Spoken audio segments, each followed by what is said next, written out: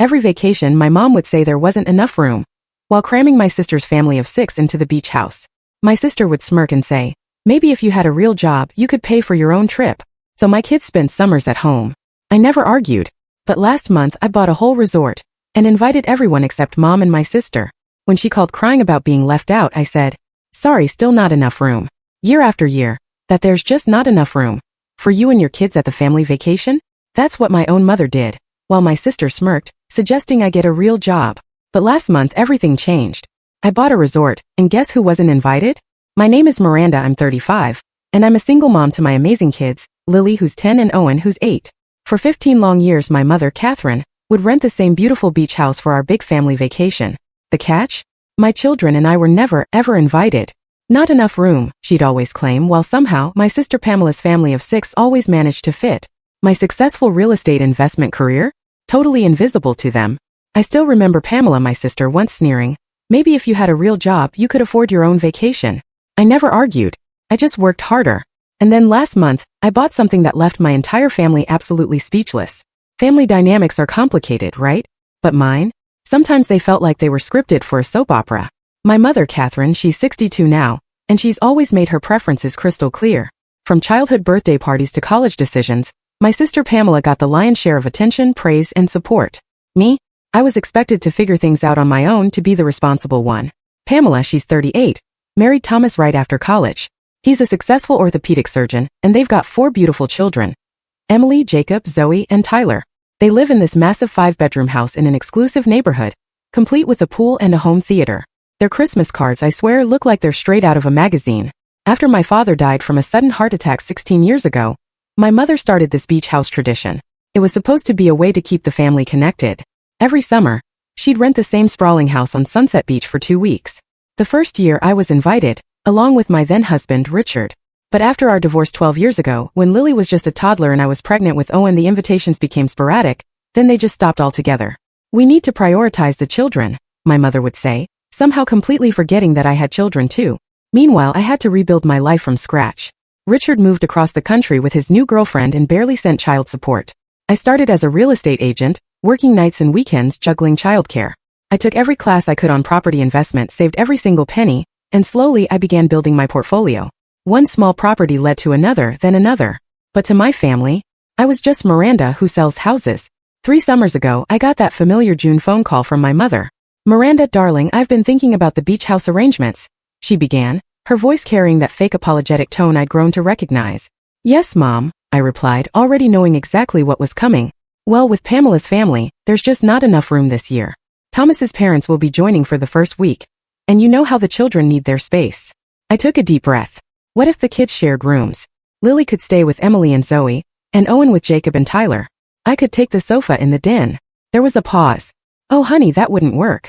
Emily is a teenager now, she needs her privacy, and the boys are at such different ages. Besides, the den is where Thomas's father likes to watch his sports programs. I understood, though I really didn't. The beach house had 5 bedrooms and a converted attic space. There was room. There just wasn't room for us.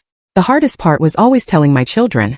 Lily, who was 7 that summer, had made a seashell collection box at school, carefully labeled Beach Treasures. Owen, just 5, had been practicing holding his breath in the bathtub for when we go swimming in the ocean. Maybe next year, I told them, forcing a smile as I suggested alternatives. We'll have our own special summer right here. And we did try. I enrolled them in day camps when I had to work. We visited every public swimming pool within 30 miles. On weekends, I would take them on day trips to nearby lakes or amusement parks.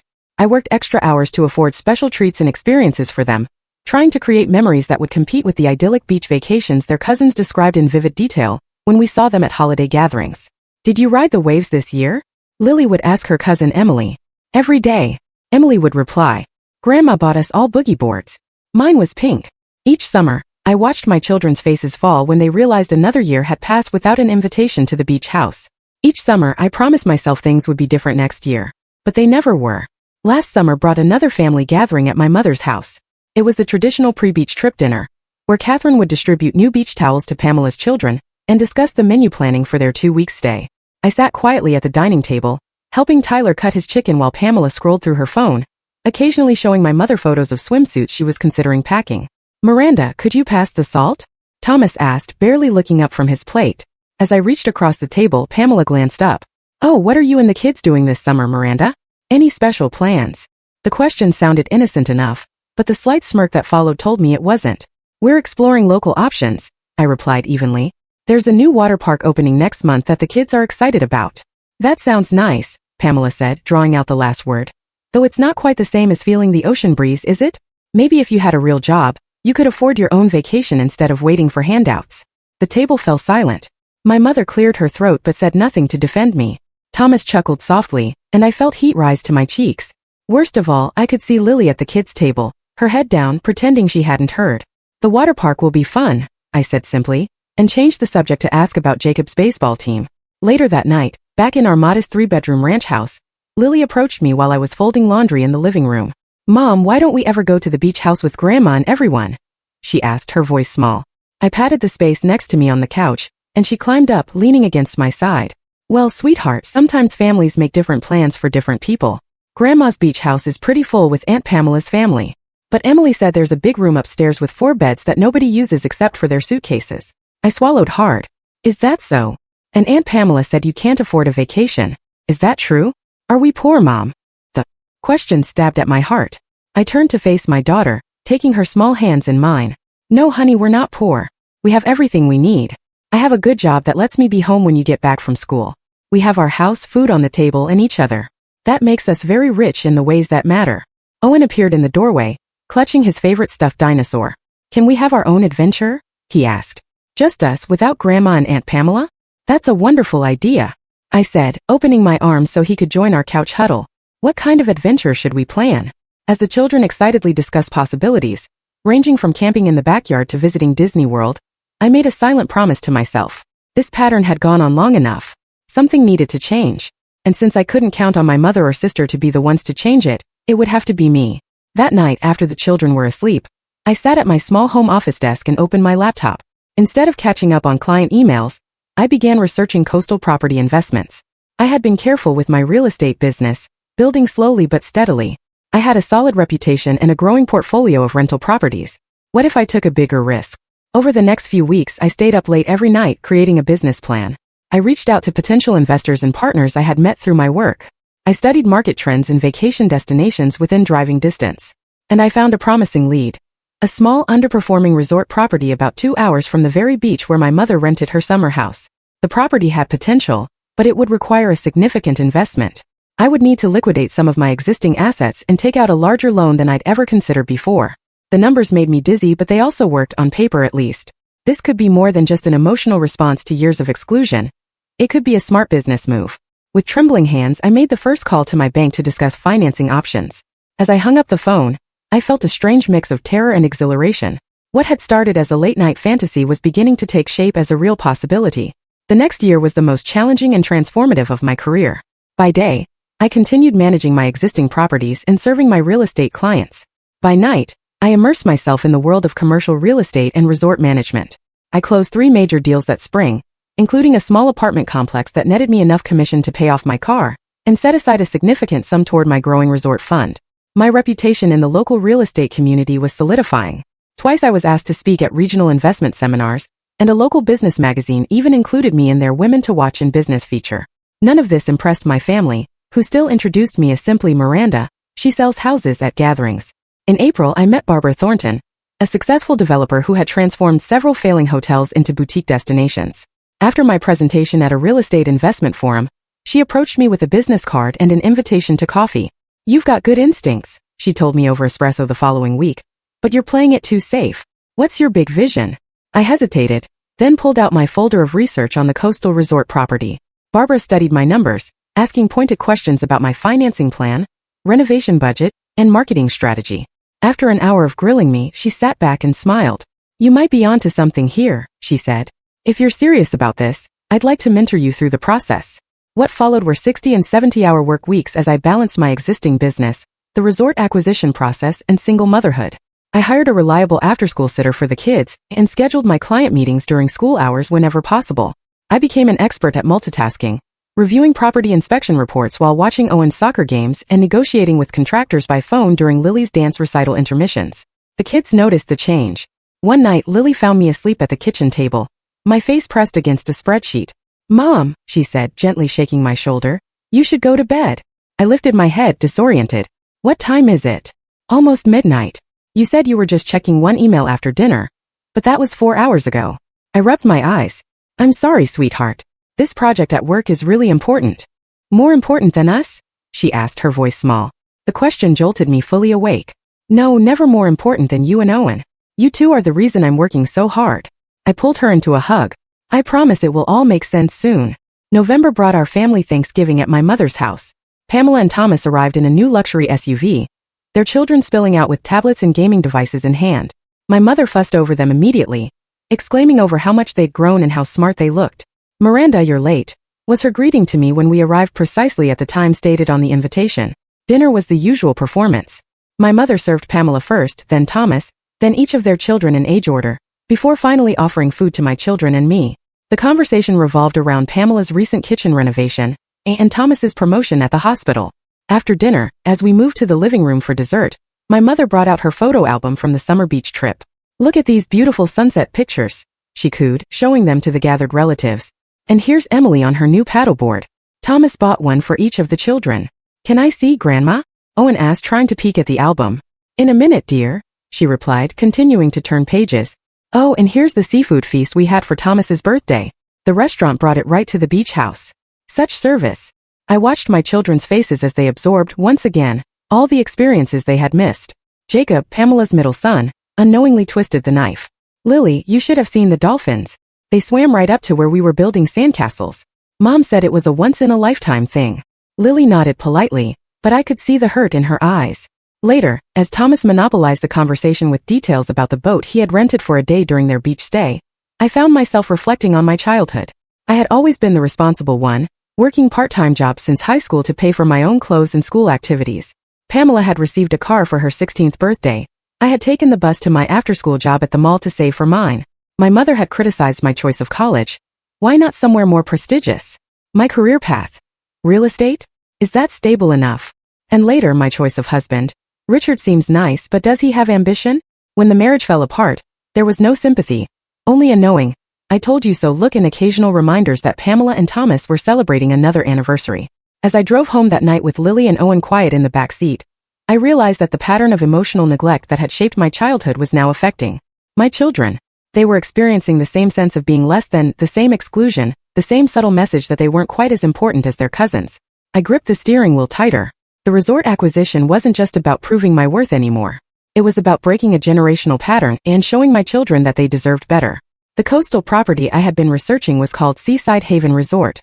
Though it had seen better days, built in the 1980s as a mid-range family destination, it had cycled through several owners who had neglected necessary updates. The current owner, a retirement-age man named Gerald Wilson, had inherited it from his brother and had little interest in the hospitality business. When I first visited the property in January, it was easy to see why occupancy rates had dropped. The 24 units were clean but dated, with faded floral bedspreads and laminate furniture that had gone out of style decades ago. The small restaurant was closed for the season, though a peek through the windows revealed dusty tables and an ancient cash register. But the location was unbeatable. Situated on 3 acres with 200 feet of private beachfront, the resort had panoramic ocean views and a protected cove perfect for swimming. A wooden boardwalk led from the main building to the beach, passing a neglected but salvageable pool area. Most importantly, it was just a 10-minute drive from the upscale beach house my mother rented each summer. I spent 2 weeks conducting due diligence, hiring inspectors to check the building structures, reviewing financial records, and assessing renovation costs. The news wasn't all good. The roof needed replacing, the electrical system required updating, and the septic system was nearing the end of its life. But the bones were solid, and the zoning allowed for expansion. With Barbara's guidance, I assembled a team of potential investors and prepared a comprehensive presentation outlining my vision for transforming the tired resort into a boutique destination for families and couples seeking a personalized beach experience. The current asking price is $2 million, I explained to the group gathered in Barbara's conference room. Based on our inspections, we're estimating another $1.5 million for renovations and updates. Our market analysis shows we could triple the current revenue within 3 years with proper management and targeted marketing. The questions were tough but fair. How would we handle staffing in a seasonal location? What was our contingency plan for weather events? How would we differentiate from larger chain hotels in the area? I had done my homework and had answers ready. By the end of the meeting, I had secured commitments for 40% of the needed capital. With my own investment in a commercial loan, we could move forward. The negotiation with Gerald took less time than expected. He accepted our offer of $1,850,000, eager to be free of what he called my brother's folly. On a cold March morning, I sat at a closing table, signing more paperwork than I had for all my previous property acquisitions combined. "Congratulations," said the attorney, sliding the final document across for my signature. "You're now the proud owner of Seaside Haven Resort." As I drove home from the closing, I was overwhelmed by conflicting emotions. I had just made the biggest financial commitment of my life. If this failed, I could lose everything I had worked for. And yet, I felt a sense of power I had never experienced before. For the first time, I had taken a risk on my own terms, without seeking anyone's approval. I hadn't told my family about the resort. Part of me wanted to call my mother immediately and finally force her to acknowledge my success. A larger part wanted to wait and reveal it at the perfect moment, when the renovation was complete and the resort was something I could be proud of. But the strongest impulse was to tell my children. They had watched me work tirelessly for months, had sacrificed weekend outings and evening story times, and deserved to know why. That night, I picked up Lily and Owen from their after-school program with a mysterious smile. "I have a surprise," I told them. "We're going on a little road trip this weekend." "Where to?" Lily asked, instantly suspicious of my cheerful tone. "It's a secret, but I promise it will be worth the drive." The Christmas gathering at my mother's house that year followed the usual script. Catherine announced the dates for next summer's beach house rental, passing out little save-the-date cards to Pamela's family with cartoon seashells on them. "I've already put down the deposit," she said proudly. "Thomas, I made sure to book the weeks that work with your hospital schedule." I noticed no cards were prepared for my children or me. "These will be going out to the rest of the family next week," my mother continued, "but I wanted to give them to you in person."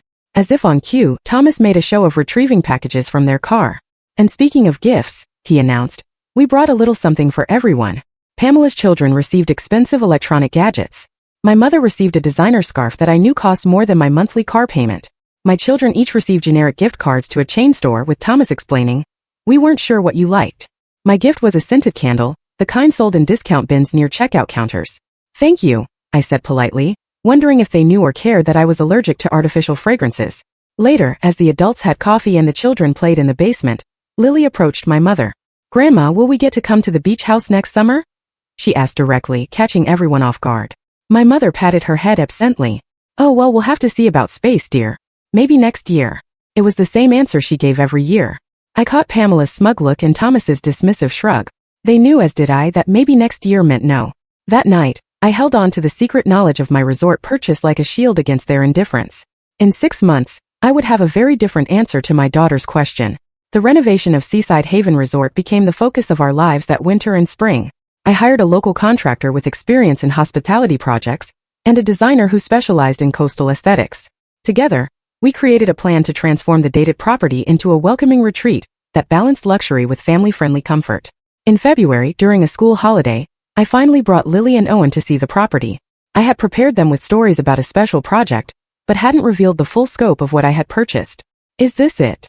Lily asked as we pulled into the cracked asphalt parking lot. The main building's faded sign hung slightly crooked, and peeling paint was visible even from a distance. "It doesn't look very special," Owen added, his face pressed against the car window. "It doesn't look special yet," I corrected him, turning off the engine. "But it will. Come on, let me show you something." I led them past the reception area with its outdated wood paneling and dusty fake plants, through a side door and onto the wooden boardwalk that led to the beach. The February wind whipped at our jackets, but the view was spectacular. Waves crashed against the shore and seagulls circled overhead against a brilliant blue sky. "This," I said, gesturing to the expanse of ocean before us, "is what makes this place special. And guess what? It belongs to us now." "The ocean?" Owen asked, his eyes wide. I laughed. "No, silly, not the whole ocean, but this resort with this private beach access. I bought it. We own it." Lily's mouth dropped open. "You bought a hotel?" "A resort," I corrected her. "And yes, I did. This is what I've been working on all these months. We're going to fix it up and make it beautiful, and then next summer, we'll spend the whole season right here." "Right next to Grandma's beach house?" Owen asked. 10 minutes away," I confirmed. "Close enough to visit if we want to, but we'll have our own place on our own beach." The children were silent for a moment, taking it all in. Then Lily turned to me, her expression serious. "Can we help decide what it looks like? The rooms and stuff?" "Absolutely," I assured her. "In fact, there's one suite I was hoping you two would help me design specifically. It's going to be called the Family Suite, and it will be the best room in the whole resort." Their excitement was immediate and contagious. For the next hour, We walked the property as I pointed out where improvements would be made. Owen wanted a bigger pool with a slide. Lily suggested a library corner in the lobby with books for guests to borrow. They both agreed the restaurant needed an ice cream bar. I took notes of their ideas, many of which were surprisingly practical. By the time we headed home, they were fully invested in the project, already making plans for which friends they would invite to visit during the summer. The renovation process was not without challenges. A routine inspection revealed asbestos in the ceiling tiles of the restaurant, requiring specialized removal that ate into our contingency budget. A late March storm damaged part of the boardwalk, setting our exterior work back by weeks. And finding qualified staff willing to commit to a property that wasn't yet operational proved harder than expected. But for every setback, there were moments of progress that kept me motivated. The day the new resort sign was installed with its elegant driftwood-inspired logo. The afternoon I walked through the first completely renovated guest room with its custom-built furniture and subtle coastal color palette. The morning the landscapers finished planting native grasses and flowers along the winding paths. Barbara visited regularly, offering advice and connecting me with industry contacts. She brought potential corporate clients to tour the property, even in its unfinished state, helping me secure advanced bookings for business retreats in the fall and winter months. "You're doing it," she told me during one visit as we stood on the newly rebuilt deck overlooking the ocean. "And not just the physical renovation. You're reinventing yourself as a business owner, not just an agent or investor." Her words struck a chord. I had been so focused on the practical aspects of the project that I hadn't fully acknowledged my own transformation. I was finding my voice after years of staying quiet. I was setting boundaries with contractors and vendors when work didn't meet my standards. I was making decisions without seeking approval or validation from anyone else. Most importantly, I was showing my children what resilience looked like in action. They saw me problem solve when deliveries were delayed or budgets needed adjusting. They watched me stand firm when the building inspector tried to rush through his review. They witnessed me navigate the complex world of business loans and insurance policies with growing confidence. As spring progressed, word about the resort renovation spread through the local business community. The Regional Business Journal ran a feature about the project, highlighting my background and vision for the property. Former colleagues and clients reached out to congratulate me, some expressing interest in booking future stays. I hadn't sought publicity, preferring to focus on completing the work before making grand announcements. But when the article was published, complete with renderings of the planned final design, my phone began ringing with inquiries from potential guests. One of those calls came from my cousin Nathan, my mother's nephew. "Miranda, I just saw the article about your resort project. Is that really you?" I confirmed that it was, giving him a brief overview of the renovation timeline. "That's incredible," he said, genuine admiration in his voice. "Does Aunt Catherine know about this?" "Not yet," I admitted. "I've been waiting for the right time to tell the family." There was a pause. "Well, I think it's fantastic. Pamela sent out an email about the annual beach trip, but honestly, your place looks a lot nicer than the house they usually rent. When do you open for reservations?" That conversation planted a seed in my mind. Nathan wasn't the only extended family member who might prefer a free stay at a newly renovated resort to the crowded arrangements at my mother's rental house. Perhaps it was time to consider how I wanted to handle the inevitable family reaction when my project became public knowledge. As April turned to May and the resort transformation neared completion, I realized I no longer cared about proving anything to my mother or sister. The resort wasn't about them anymore. It was about creating something meaningful for my children and myself. It was about building a future based on my own efforts and vision, not on seeking approval that would likely never come. With that realization came a surprising sense of freedom. For the first time in my adult life, I felt completely at peace with my choices, regardless of what my family might think of them. With the resort soft opening scheduled for mid-June, I began planning how to announce its completion to my extended family. After careful consideration, I decided to host a family reunion weekend in early July, when Seaside Haven would be fully operational but before the peak tourist season began. I designed elegant invitations on thick cream cardstock, featuring a watercolor painting of the resort's beachfront at sunset. Each invitation was personalized with the family member's name and included specific details about the all-expenses-paid weekend I was offering. Transportation, accommodation in our premium suites, meals at the restaurant, and access to all resort activities would be completely free for my guests. I sent invitations to all my aunts, uncles, and cousins on both sides of the family. I included my father's brother, Robert, and his wife, Susan, who had always been kind to me but who rarely attended my mother's beach gatherings because of an old disagreement. I invited my mother's sister, Margaret, and her husband, John, who lived across the country and usually claimed the trip was too expensive. I sent invitations to all my cousins, including those with young children, promising child-friendly accommodations and activities. I did not send invitations to my mother or to Pamela's family. The decision wasn't made lightly. I discussed it with Lily and Owen, explaining that this first family gathering at our resort would be special, because it included people who hadn't been able to participate in the beach house vacations before. "But what about Grandma?" Owen asked. Won't she be sad if we don't invite her? Grandma has her own beach plans, I explained gently. Remember how she already put down a deposit for her house? She'll be nearby with Aunt Pamela's family, just like every summer. Will she be mad when she finds out about our resort? Lily asked, always perceptive about family dynamics. She might be surprised, I acknowledged. And sometimes when grown-ups are surprised, they act upset at first. But this is our special place, and we get to decide when we're ready to share it. I prepared them for possible family drama, emphasizing that no matter what happened with the adults, their cousins weren't responsible for their parents' behavior. The responses to my invitations came quickly and were overwhelmingly positive. My Uncle Robert called me directly, his voice thick with emotion. Miranda, I can't believe what you've accomplished, he said. Your father would have been so proud of you. Aunt Margaret sent a handwritten note along with her RSVP. We've missed so many family gatherings because of distance and cost. Thank you for making it possible for us to reconnect with everyone. John and I are looking forward to finally meeting your children. Cousins I hadn't spoken to in years reached out with enthusiastic acceptances and questions about the resort amenities. Several mentioned that they had often felt excluded from the beach house gatherings due to space limitations or conflicts with my mother. Is Catherine hosting her usual beach week? My cousin Nicole asked when she called to confirm her attendance. Will she be joining us at the resort? Mom has her traditional rental house, I explained, keeping my tone neutral. This is a separate event. Interesting, Nicole replied. I could hear the curiosity in her voice, but she didn't press further. As the RSVPs accumulated, I realized that nearly 30 family members had accepted my invitation. Many expressed surprise and admiration at what I had accomplished, having heard little about my career progress over the years. It took less than a week for word to reach my mother and Pamela. The call came on a Tuesday evening as I was reviewing the final delivery schedule for the resort's restaurant equipment. Miranda, it's Pamela. My sister's voice came through the speaker, tight with barely controlled anger. What's this I hear about you buying a resort and hosting some kind of family reunion? I took a deep breath, reminding myself to stay calm. Hello, Pamela. Yes, I've purchased and renovated a property called Seaside Haven Resort. We're hosting a gathering for extended family in early July. And you didn't think to invite your own mother and sister? Emily just heard from Nicole's daughter that they're all going to stay at some fancy place you bought. Do you have any idea how that made her feel? The kids are crying, Miranda. They think you hate them. The emotional manipulation was so transparent it almost made me laugh. Pamela had never cared about my children's feelings when they were excluded year after year. I'm sorry the children are upset, I said evenly. This particular weekend is for family members who haven't had the opportunity to join the beach house vacations in the past. As Mom has already arranged her usual rental, I assumed you would be continuing with those plans. That's the most ridiculous excuse I've ever heard. Pamela snapped. You're deliberately excluding us out of spite. Mom is devastated. I doubted that. My mother was more likely angry than hurt, but Pamela had always been her messenger when difficult conversations were needed. The resort will be open all summer, I said.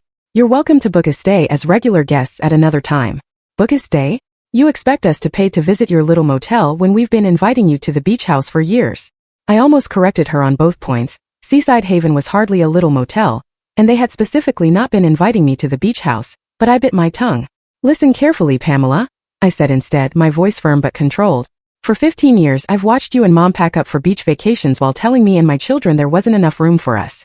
I've listened to your comments about my career, my parenting, and my life choices. I've smiled and stayed quiet when you belittled me in front of my children. Not anymore. There was silence on the other end of the line. I built this resort through hard work and smart investments. I continued. It's a business I'm proud of, and it's also a fresh start for me and my children.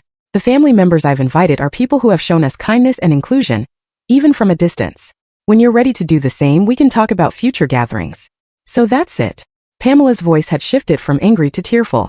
You're just cutting us out of your life after everything Mom has done for you? She's not getting any younger, Miranda. Do you really want the kids to grow up not knowing their grandmother and cousins? It was the same emotional leverage she had always used to keep me in line. This time it didn't work.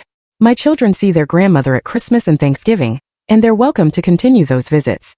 As for their cousins, they would love to build closer relationships with them when it's not predicated on us being treated as second-class family members. Pamela was openly crying now. You can't do this. It's not fair to the children. They've been looking forward to seeing you at the beach all year. Have they? I asked quietly. Because my children have been looking forward to it for 15 years, Pamela, and every year they've been disappointed. So forgive me if I find it hard to believe your children have been eagerly anticipating seeing cousins they barely acknowledge at family gatherings. What do you want me to say? She demanded. That we were wrong? Fine. We were wrong. We should have made more effort to include you. Is that what you need to hear? What I need, I replied steadily, is for you to understand that this isn't about getting an apology or admission of guilt. This is about me finally prioritizing my children's happiness and my own well-being. For once, I'm not asking for your approval or inclusion. I'm creating my own space where we feel valued and welcome. There was a long silence. When Pamela spoke again, her voice was cold. Mom was right about you. You've always been selfish. Always had to make everything about you. Well, congratulations on your little revenge project. I hope it was worth destroying the family over. Before I could respond, she hung up. I sat for a moment, letting the accusation settle. Was I being selfish? Was this whole project really about revenge? I thought about the joy on my children's faces when they helped design the family suite. I remembered the pride I felt watching the construction progress each week. I considered the genuine excitement from extended family members who had felt as excluded as we had over the years. No, this wasn't about revenge. It was about growth, about creating new traditions, about showing my children that they deserved to be prioritized. And if Pamela and my mother couldn't see that, it was their loss, not mine. The family reunion weekend at Seaside Haven Resort exceeded all my expectations. As guests arrived on Friday afternoon, the newly trained staff welcomed them with signature cocktails for the adults and special mocktails for the children. The weather cooperated beautifully, with clear skies and a gentle ocean breeze that carried the scent of salt water and the jasmine we had planted along the walkways. Lily and Owen appointed themselves unofficial tour guides, proudly showing their cousins and second cousins around their resort. They knew every corner of the property, from the best spot to watch dolphins in the morning to the secret path through the dunes that led to a hidden tide pool. My mom designed this whole place. I overheard Lily telling her cousin Nicole's daughter, Madison. She worked really hard, and now it's the prettiest resort on the whole beach. The family suite, which the children had helped design, became the unofficial gathering spot for the younger generation. With its bunk room for the kids, separate bedroom for parents, and expansive living area opening onto a private deck, it was perfect for family movie nights and board game tournaments. Uncle Robert, who had been something of a surrogate father to me after my dad died, raised a toast at our first dinner in the resort's restaurant. To Miranda, he said, his glass held high, who reminds us that success is the best revenge, but family is the best reward. The weekend was filled with activities, from guided nature walks along the shore to a bonfire with s'mores on Saturday night. I had arranged for a professional photographer to capture family groups, providing everyone with framed photos as mementos. Most meaningful to me were the quiet conversations with relatives I had rarely seen over the years. Aunt Margaret shared stories about my father's childhood that I had never heard. Cousins who had built successful careers in other cities offered business connections and advice for expanding the resort concept. Even distant relatives who had been on the periphery of family gatherings expressed genuine interest in my journey and my children's lives. On Sunday morning, as I was having coffee on the main deck, the resort manager approached me. "Miss Wallace, there's a woman at reception insisting on speaking with you. She says she's your mother. She doesn't have a reservation, and she seems upset." I had been expecting this moment, though I thought it might come later in the summer when my mother's beach house rental began. Taking a deep breath, I thanked him and made my way to the lobby. Catherine stood at the reception desk, her posture rigid and her expression a mixture of anger and disbelief. She was dressed for church in a floral dress and pearls, clearly having come directly from her Sunday service. "Miranda," she said when she saw me, her voice carrying across the open space, "what is the meaning of this spectacle?" I gestured toward a small seating area away from the front desk. "Let's talk privately, Mom." Reluctantly, she followed me to the arranged chairs, perching on the edge of one as if afraid to get comfortable. "How could you do this?" she demanded once we were seated. "Buying a property practically next door to our beach house and inviting the entire family except your own mother and sister? Do you have any idea how humiliating this is?" I looked at her carefully, seeing beyond the carefully applied makeup and designer outfit to the signs of age I hadn't noticed before. There were new lines around her eyes, and her hands clutching her purse showed prominent veins and age spots. "That wasn't my intention," I said truthfully. "This resort is a business investment and a new chapter for me and my children. The family gathering this weekend includes people who haven't been able to participate in the beach house vacations for various reasons. Don't pretend this isn't about punishing me," she snapped. "Robert called to tell me what a wonderful time everyone is having at your resort. He mentioned how proud your father would be of your independence and business acumen." Her voice turned bitter. "As if I hadn't been the one encouraging your independence all these years." I almost laughed at the revisionist history. "Is that what you call it, encouraging independence? Because from my perspective, it looked a lot like being excluded and dismissed." "I always treated you and Pamela exactly the same," she insisted. "No, Mom, you didn't. And we both know it. But that's not why I'm here today, running this resort. I'm here because I saw an opportunity and took it. I'm here because I wanted to create something special for my children. I'm here because I finally stopped waiting for your approval and decided to live my life on my own terms. She was silent for a moment, her eyes scanning the lobby with its tasteful coastal decor, and the large windows showcasing the ocean view. It's nice, she admitted reluctantly. I had no idea you were capable of something like this. Why didn't you tell me what you were planning? Would you have been supportive? I asked. Or would you have told me it was too risky, too ambitious, too much for a single mother to take on? She didn't answer, which was answer enough. I'd like to see the rest of it, she said instead. Since I'm here. I gave her the abbreviated tour, showing her the restaurant, pool area, and one of the standard guest rooms. She made occasional comments about the decor or asked practical questions about staffing and maintenance. It was the longest civil conversation we had had in years. As we walked along the boardwalk toward the beach, she finally addressed the elephant in the room. Pamela is very upset, you know. The children were counting on seeing Lily and Owen this summer. They're welcome to visit, I said. But as guests, not as people doing us a favor by allowing us into their vacation. That's not fair, Miranda. We never meant to make you feel that way. I stopped walking and turned to face her. Intention doesn't change impact, Mom. Whether you meant to or not, that's exactly how you made us feel year after year. She looked away, watching a pair of seagulls circling over the water. I suppose we could visit for a day, she said finally, during our beach house stay to let the cousins play together. It wasn't an apology, but it was something. A small acknowledgement that things needed to change. I think that would be nice, I replied. The kids would enjoy that. As I walked her back to the parking lot, she made one final attempt to regain the upper hand. You know, your independence has always been your strongest quality. I raised you to stand on your own 2 feet, and look at what you've accomplished because of it. In a way, this resort is a testament to my parenting. I could have argued, could have pointed out the absurdity of her taking credit for the very resilience I had developed despite, not because of her parenting. But what would be the point? Goodbye, Mom, I said simply. Enjoy your beach vacation. That evening, as the extended family gathered for a farewell dinner before departing the next morning, I found myself on the beach, watching the sunset. Lily and Owen were playing in the shallow waves with their cousins, their laughter carrying on the evening breeze. Uncle Robert joined me, his weathered face reflecting the golden light. You've created something special here, he said, gesturing not just to the resort behind us, but to the scene before us. And I don't just mean the buildings and the business. I nodded, understanding what he meant. Beyond the physical transformation of the property, I had created a new kind of family connection, one built on mutual respect and genuine affection, rather than obligation or tradition. I saw Catherine leaving earlier, he continued. How did that go? About as well as could be expected, I replied. She's not ready to admit any wrongdoing, but she's willing to arrange a day visit during their beach stay. Robert chuckled. Baby steps. That's more flexibility than I've seen from my sister in decades. As the sun dipped below the horizon, painting the sky in shades of pink and orange, I felt a profound sense of peace. The journey that had begun with hurt and exclusion had led to something far more valuable than revenge or validation. It had led to self-discovery, to finding my voice, to creating a legacy for my children based on strength rather than victimhood. Lily ran up from the water's edge, her hair wet and sandy, her smile radiant. Mom, can we do this every summer? Can all the cousins come back next year too? I pulled her into a hug, sand and all. If that's what you want, sweetie. This place is ours and we get to decide who shares it with us. And that, I realized, was the most important lesson of all. Not that success is the best revenge, but that creating your own space, literally and figuratively, is the truest form of freedom. 1 year later, the dynamics of our family had shifted in ways I never could have predicted. Seaside Haven Resort had completed its first full season with nearly 90% occupancy, exceeding our financial projections.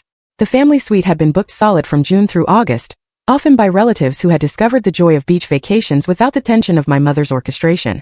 Pamela and I had established a cautious truce, mostly for the sake of the children. Her oldest daughter, Emily, had even asked to work at the resort for 2 weeks in July, spending money by helping with children's activities. The experience of having a job and earning her own money had been transformative for her, opening her eyes to a world beyond her parents' financial umbrella. My mother had visited 3 times during her beach house stay, each visit a little longer than the last. She would never fully acknowledge the years of favoritism and exclusion, but she had begun to treat my children with more attention and interest, perhaps seeing them through new eyes now that others valued our company. Most importantly, I had found balance. The resort ran smoothly under the management team I had assembled, allowing me to focus on future investments while still having time for Lily and Owen. We had created our own traditions, our own special memories, our own sense of what family meant. As I watched the children racing along the shoreline, building sandcastles and collecting shells, I thought about how a space that had once been denied to us had led us to create something even better. Not just a resort, but a new way of being family on our own terms. And that was worth more than any vacation I could have been invited to.